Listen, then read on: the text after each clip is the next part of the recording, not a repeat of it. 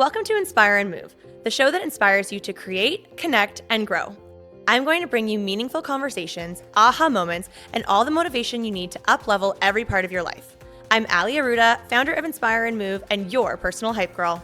I've gone from fashion school to celebrity stylist to corporate marketing to brick-and-mortar entrepreneurship with my husband, each time learning incredible lessons how to pivot, reimagine, and implement the steps to become successful. I'm passionate about inspiring others to live their best life, a life of joy. We have the power to design a life that we love, because life is too short not to. The best part is that you weren't meant to do this alone. If you feel like you are meant for more, let me ride shotgun with you, and together, let's get you to where you want to go.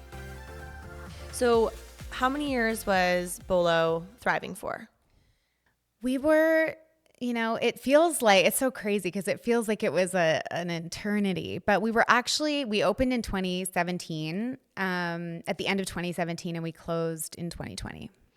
And obviously, like the natural answer is that it was terrible and shitty and it was the worst experience ever. But now that you are on the other side of it, what was that experience like for you? The closing of BOLO. Yeah. I mean, I think it took a long time to get to the point where I can be, first of all, reflective in a really, really positive and proud way.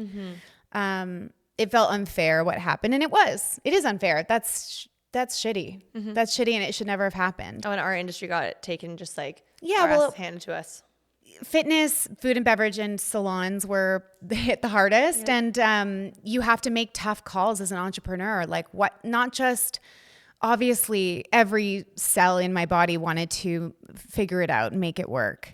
And we could have held on longer, but I didn't think it was the right choice to take on more debt when I couldn't really, with all my confidence, know what was going to happen next in the industry, where it was going to go, and whether the way that we had been consuming fitness and consuming all these things in one hub, which is, I wanted us to be together, and now you're telling us we have to be apart, and who knows how many years, and taking on more debt. And a lot of people asked to buy into the business or invest in the business. And I said, I'm not playing with your money either. I am not confident that I know where this is going. And I just felt it was the right thing. So I'm proud of myself for making the hard choice.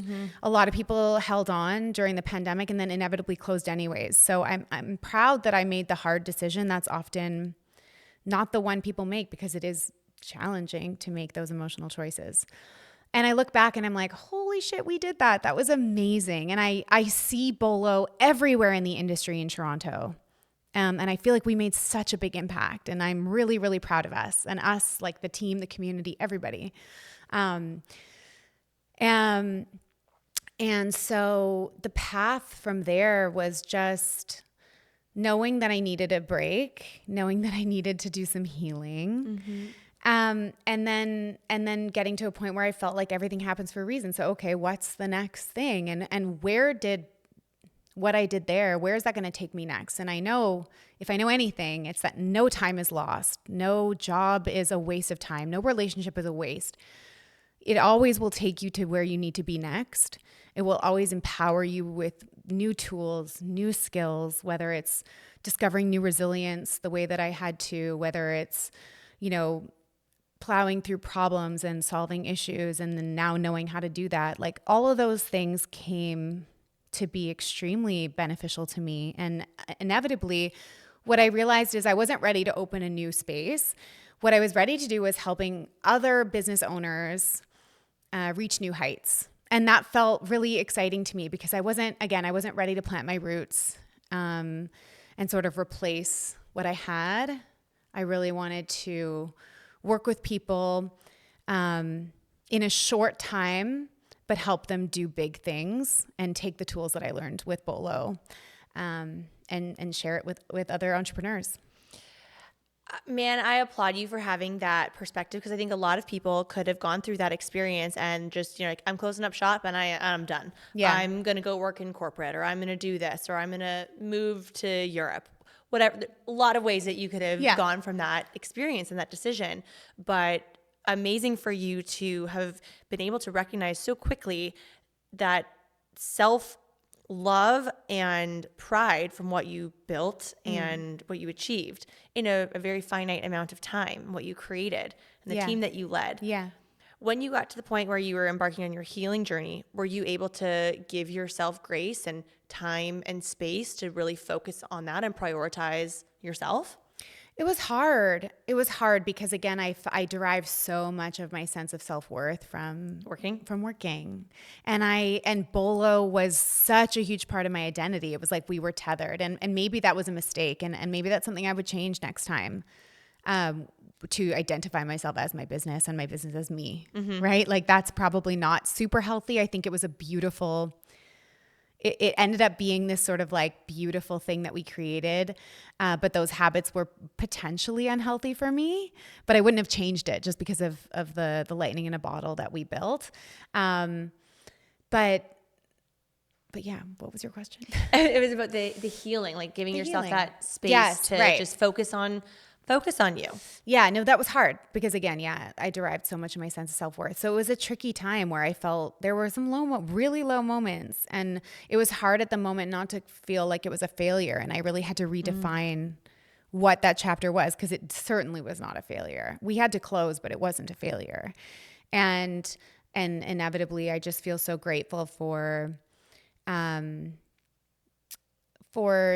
people who hired me as a consultant, who were also able to see that that wasn't a failure. Because, people had questions like, why did you close? And especially I did a lot of consulting in the US and specifically in Florida, and they had 0 time closed during the pandemic. So they were like, what's the problem? Yeah, what are you talking about? So you closed because you closed the business because you had to shut down for a couple of weeks, like the way that they did. I was like, no, you don't understand. It was like 22 months. But inevitably, people were able to share my vision of, and my reflection of what happened, and see that there was something special there that I had to give, that I could now redirect from BOLO to their space. And that was a beautiful thing as well. I think it's a great perspective to understand that it wasn't a failure. I wholeheartedly agree with you. And I think that takes experience as entrepreneurs and humans, but entrepreneurs for sure, that nothing is a failure. It's full of beautiful moments, but also so many lessons. And what lessons can you extract? Just as you said, you have a great relationship with the universe, and what is the universe setting up for you? Like, what's next? And what are those teachable moments? But then what are those what's next moments? Yeah. Well, the teachable moments were, I learned some hard lessons, I did some reflection on, like, if I were to do it next time, like, what did I love that happened, and what would I change? And those are beautiful things too, because when you're in a business, you can't really reflect on, like, what's working, what's not. Like, you're really in motion. So it's pretty difficult to extract yourself enough to do those reflections. So almost it gave me time to, like, use BOLO as a case study. Okay, so we did what we did. How did it feel? What was working? What wasn't? How would you treat the next business differently? And I found that to be super valuable. And I'm really chomping at the bit to take all of that into my next project. So that was a beautiful thing, that felt like I wouldn't have had that opportunity otherwise. And then, it really taught me a lot about what I can do and what I can survive, and just like, we can do hard things. Yes, it's one of my favorite statements, and I feel like I'm saying that a lot recently, which is interesting because it's like we're far out of the depths of those years. Yeah. But I think the sooner that you can create that relationship with hard things, hard conversations, the sooner you can propel yourself forward on a quicker success journey. Agreed. And I think also there was this sense of, like, again, reframing this idea that it failed, and also reframing this idea that, like, successful entrepreneurs are only ones that did one thing and made it great. No, lots of entrepreneurs, especially the most successful ones, they do many, many things before the big one hit, right? If you look at some of the biggest names in business. So really reminding myself that not every idea and not every business is gonna go the distance. And that doesn't mean you're a bad business person. Doesn't mean you're a bad entrepreneur. It's just part of the journey. And it's about, not letting that get you down. Like this idea of like this, this scarlet letter almost as an entrepreneur, like, oh, it closed. Like, no, I made a good business decision. Yes. It was hard emotionally and it broke my heart, but it was a good choice. But sometimes those hard ones are good decisions. Like it's a hard decision. Yeah. But if that also was the best decision for you to make in that time. Yeah. And for the money, like, it's just like, that was the right choice, not extending the life without knowing the data. That was the right choice for me. And now in sort of plotting my next move, I use that lesson to kind of help me navigate this part of the journey where I'm working on a few different ideas and I'm trying to like hold it loosely. Yeah. Like, it's not like this has to go or else. It's like, no, it only goes if it's the right thing. Yes, you love it. Yes, you believe in it. Yes, you want it. But is it the right thing? Making that choice, to me, is the hard part about being the entrepreneur. Where is your sort of decision factory right now? Like, is it very tactical and analytical? Is it very intuitive? Is it a mixture of both? Yeah, that's a really good question. I think it is a mixture of both. Like, again, I think that naivete that I had at the beginning of BOLO, that was such a special moment. And I miss her. I miss that Caleigh, because she was a force in a different way.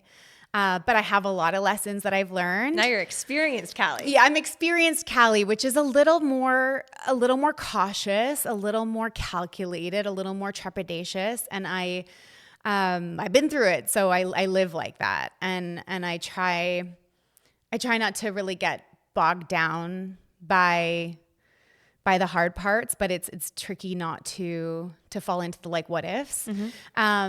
So I do move tactically. I have a million spreadsheets of financial models and things. Like, I'm so tapped into that now versus, are you kidding me? I didn't know what a financial model was when I built BOLO, right? I had a person that was helping me with it and I was like, good, if you're good with it, I'm good with it. Yeah. Now I'm like really digging into that almost obsessively. But then I have this really strong sort of gut intuition that I do have to remind myself to listen to. And it's all a part of the journey. Like, that balance, it's not, and it's fluid. I think sometimes it's more tactical, sometimes it's more energetic, and sometimes it's more belief in universe, and sometimes it's less. And that rhythm and that dance that I'm doing right now, I'm enjoying it more than I thought I would. And not everything is roses right now. Like, I just decided to move on from a big concept I've been working on for over a year. And that was tough. But again, entrepreneurs make tough choices. And ultimately, it was different from how I moved with BOLO. BOLO, I was like, no one can tell me different. Don't get in my way. And in this case, I was like, no one can tell me different that this is a great idea.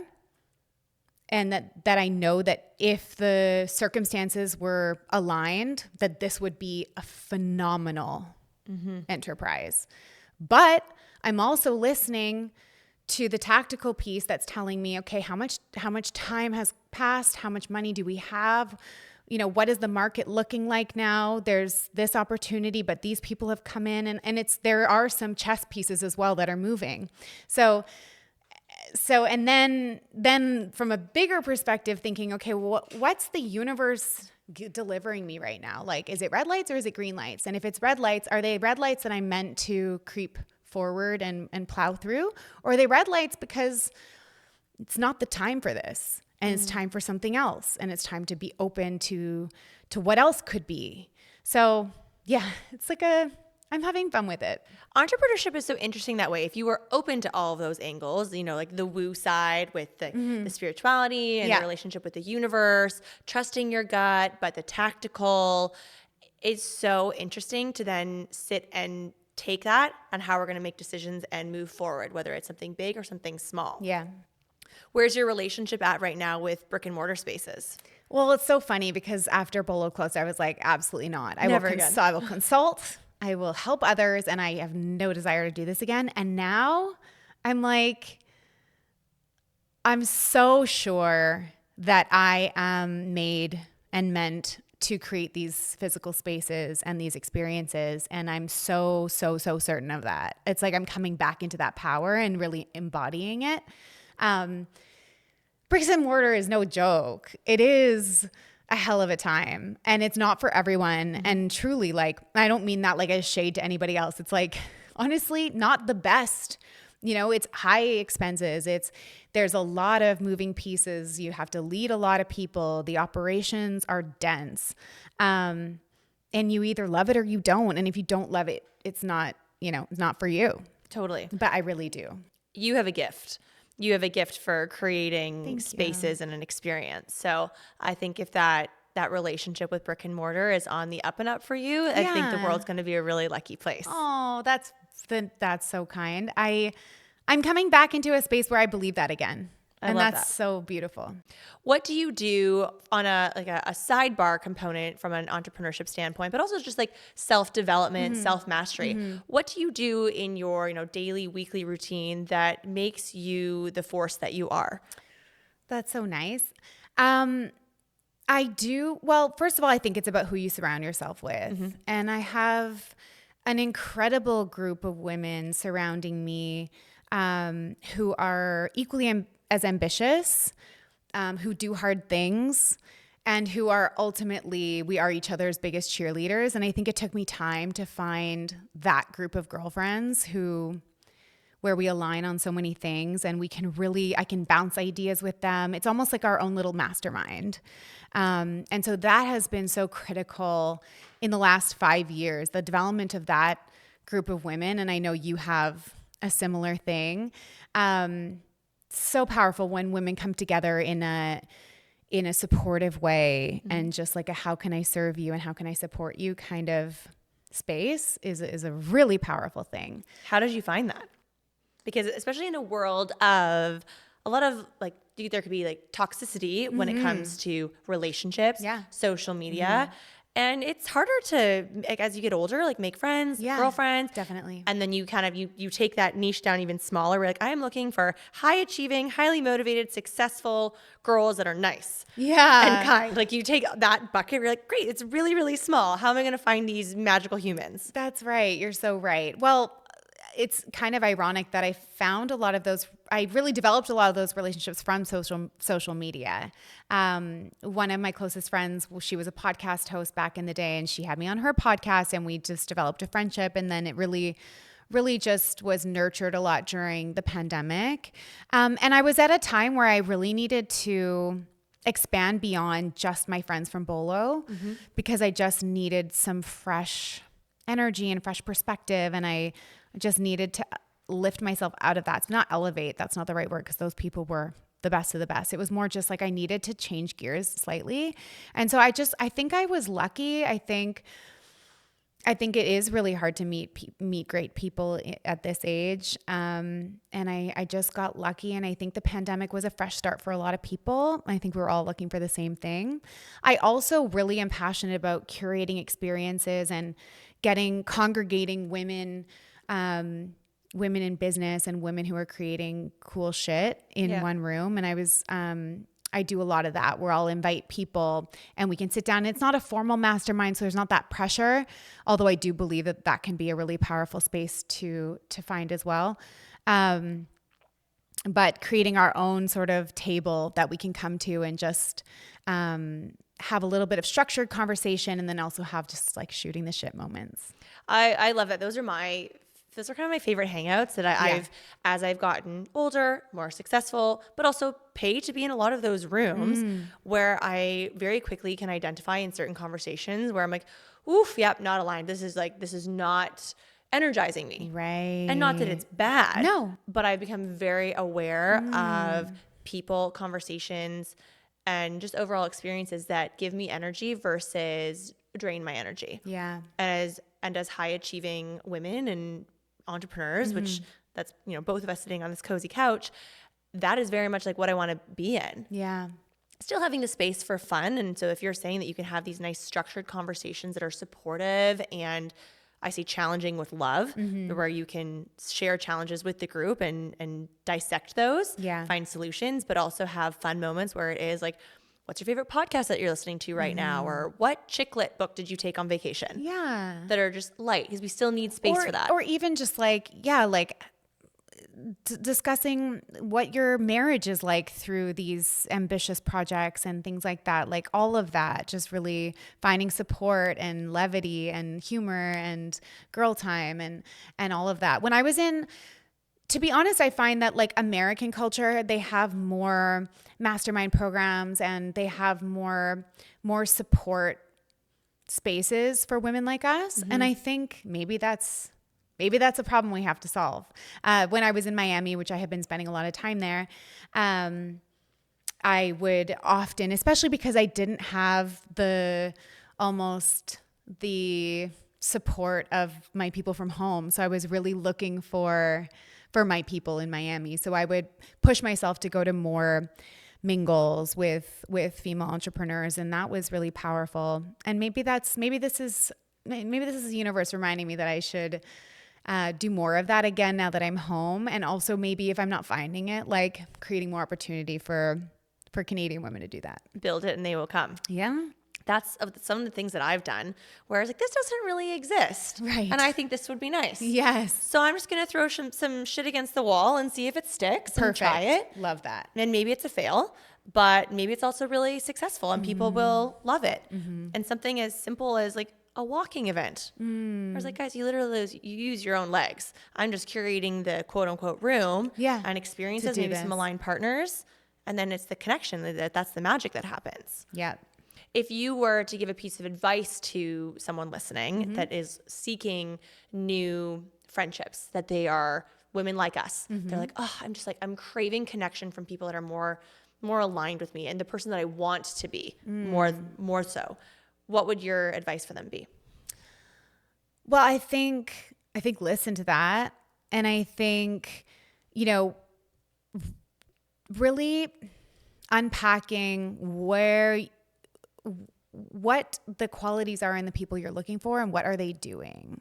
So going to those walking events, even if they seem lame, like sometimes the most cringiest things are the most powerful ones. Like it's like, oh, maybe old me wouldn't have thought that was like cool or how would people think about me going to this? Just do it. Like I think putting yourself in uncomfortable situations, because if you're uncomfortable, probably lots of people there are uncomfortable and they're all looking for connection.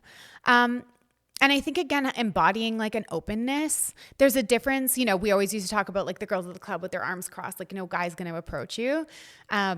Whatever, that's archaic. But the sort of modern sense of that is like going to workout classes with a smile on your face and saying hi to people. And you just never know. I just think that openness, really that energetic openness is contagious, and it really can spark connection with people that maybe if you went in looking down at your phone and weren't giving off that same energy, wouldn't attract. Oh my gosh, I love that you said that, because I just literally said this on a recent episode. I saw a gentleman speak. His name's David Norrie, and he's a successful speaker, entrepreneur, at an event that we had invested in last year to go. And he spoke exactly about that, like taking the airport as an example, that especially nowadays, your boarding pass is on your iPhone and you can listen to a podcast while you're in line. There's so much we can do on our iPhones. But if you actually maybe go the route of getting a classic printed boarding pass, and so it's just in your bag, ready to go, your phone's in your bag, and you can be open walking around, obviously people watching, but you're open for connection. And you have such a different aura and energy in anything, airport, Starbucks line, gym class, that you are open for connection and you never know what could come from that. Yeah. I think we spend so much time with our heads down now in this day and age. And when you look up, there's a lot to be seen and a lot of connections to be made. And so that's definitely a big one.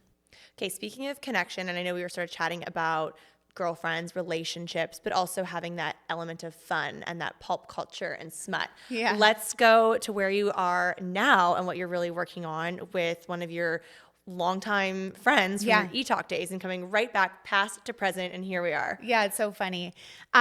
When I was really in the depths of fundraising for my most recent project that, again, I just shared that I've put on the back burner. But when I was in the depths of raising $7 million for that and really trying to work on my immigration status, trying to get into the US and things like that, I was home in Toronto And I was feeling like I wish there was something I could build sort of more easily, like without more hoops to jump through. Not brick and mortar. Not brick and mortar, and no funds to raise, and something that would just really bring me joy in doing.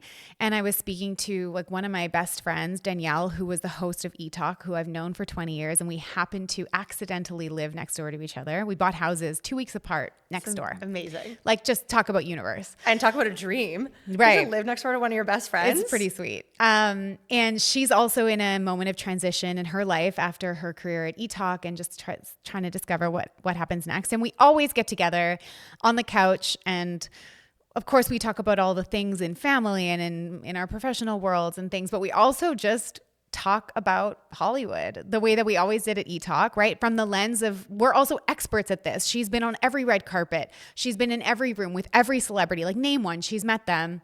And vice versa, you know, having produced her and produced that show for 10 years, we have so much information and so much juice and tea fueling these conversations that we would have just in private. And one day I was like, should we just like get some mics and turn this into a podcast? And I had recently been thinking, as I do as an entrepreneur, there's a white space in Canada. We have so many entertainment podcasts in the US, but I couldn't think of any. And I started Googling. I'm like, are there any entertainment news podcasts in Canada? I can't find any that I like.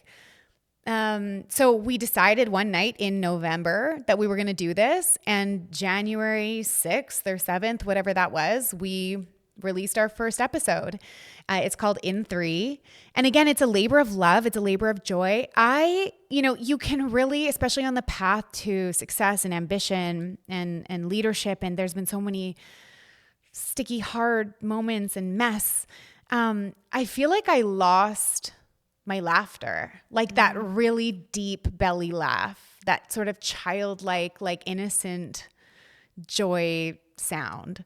And sitting with Danielle with our mics for an hour a week has unleashed laughter I didn't know was still in me. I love that. It has been such a joy. And I think it translates, our relationship translates. People love listening to us because it sounds like you're sitting on the couch with girlfriends who just happen, to have interviewed Brad Pitt and Meghan Markle and Prince Harry and the biggest people in the world. So there's a lot of like hidden gems in there that, that I think would be a shame to leave on the cutting room floor. And it's just been such a fun journey. And it's really, talk about the universe directing me. This thing that we decided on a whim on a rainy night in November, we went to number 1 on the podcast charts within 2 weeks in Canada. And I was like, whoa, okay. I was hitting so many red lights in that other project. And immediately I was hitting green lights with this project. And that was my aha moment, to be honest, where I was like, right. Of course, you're going to hit roadblocks and speed bumps. And of course, those are not things that should discourage you from following your dreams. But it is important to look at what the universe is serving you. And when it's 100 red lights, maybe it's time to reflect. In 3, it was immediate green lights, and it really reminded me that not everything is meant to be the hardest thing. Mm-hmm. Sometimes you have to look at what's happening easily. Where is the water flowing? Where is the energy flowing? Where is the universe flowing? And I'm not a woo-woo person really, but that hit me like a ton of bricks. And that's what's caused me to take a step back from some other things and think about, okay, well, maybe I'm meant to be in Toronto, and maybe I'm meant to bring some of my special sauce back to TO, something that I wasn't really able to see after, in the rubble of BOLO closing. I think I was like, a little traumatized by Toronto. And I think it's a really beautiful sign that I'm starting to think, okay, so if Miami's not it for me right now, what can I take from that Miami idea that Toronto might need? And that's kind of what led me to this place right now. Well, what a full circle moment that, your relationship with vocals from school and just like looking at that, extracting that for the relationship with a microphone. Yeah. That you're not singing into a microphone. You are sharing knowledge and culture and humor and energy with one of your best friends who came through one of your earliest career paths. Yeah. And such a full circle moment. Yeah. And who really knows what's is. next? Exactly. I think you should do a podcast tour. Thank you. And a live Universe, podcast event. Listen. I'm No. coming to your next Mastermind Girls Night. Well, yes to Love that. that. We should host one together. And also you'll come on the podcast and you'll dish dirt with us about Hollywood, which is something we're starting to add guests. We just had a big Bravo star on. We had Caleigh Rykiss from Summer House. So there's a lot of really fun stuff coming up with that. And I'm still extremely passionate about what's next for me in the bricks and mortar space. So stay tuned. And it's all looking really, really good. Well, and I've exciting. just loved having you here. I'm like, this could be a 3-hour episode. I'm just love like you. gazing into your eyes. And I just feel so proud of you for your journey and that you have taken it with such grit and such grace and taking those Thank you. resilient moments and turning them into powerful lessons. Back at you, babe. I love watching your journey. I feel so connected to what you've created with Benchmark and watching you just like really own your power in the investment space and really curating a great group of people that make you feel good and never taking no as an answer. Like, you're such an inspiration. Thank you. I love it. I've loved having you here. And I know that this conversation will resonate with so many and have such positive impact. So for everyone listening or watching, where can they find you? So you can find me at Caleigh Fit, EIGH, Caleigh Fit. Annoying. And In3Pod, INTHREPOD. And that's In3Pod. on Instagram, and then podcasts wherever they like to listen to them. Yes, everywhere you get your podcasts, you can find us. And then on YouTube, you can find our deliciously fun videos, the video version of our pod. And who knows, maybe we'll go on a tour someday. Yes, Be I'm on voting for stages. that.